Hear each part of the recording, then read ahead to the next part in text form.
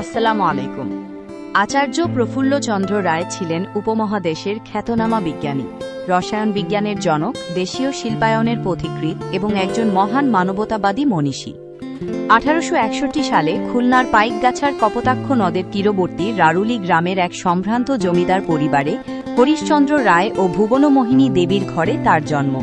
তিনি এই ঐতিহাসিক ভবনে জন্মগ্রহণ করেছিলেন, যা অত্যন্ত সুপরিকল্পিতভাবে বহিরাঙ্গন অর্থাৎ সদরমহল এবং অন্তরাঙ্গন অর্থাৎ অন্দরমহলে বিভক্ত ছিল, এবং ভবনের সীমানার ভেতরেই রয়েছে একটি ঐতিহ্যবাহী পুকুর।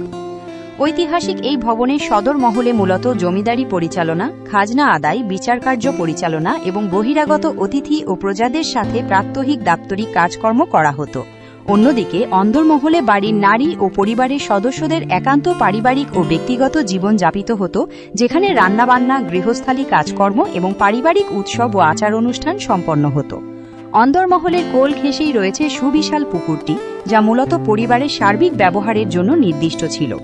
বর্তমান সময়ে তার স্মৃতিবিজড়িত এই বাড়িটিতে আচার্য দেবের ব্যবহৃত বিভিন্ন আসবাবপত্র, পুরনো ছবি এবং জিনিসপত্র এখনও যত্ন সহকারে সংরক্ষিত আছে, যা দেখে আমরা আমাদের পুরনো ঐতিহ্য ও সংস্কৃতির ছোঁয়া পাই। ইউরোপ থেকে উচ্চশিক্ষা শেষে 1888 সালে দেশে ফিরে তিনি দীর্ঘ 24 বছর কলকাতার প্রেসিডেন্সি কলেজে সফলভাবে অধ্যাপনা করেন এবং জটিল বৈজ্ঞানিক তত্ত্ব সহজ বাংলায় পড়াতেন।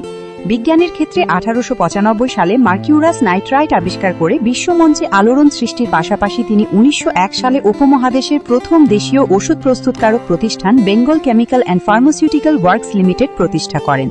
অত্যন্ত সাদামাটা জীবনযাপনে অভ্যস্ত এই অসাম্প্রদায়িক বিজ্ঞানী আজীবন দেশীয় শিল্পের বিকাশ ও সমাজ কল্যাণে নিজেকে নিয়োজিত রেখেছিলেন।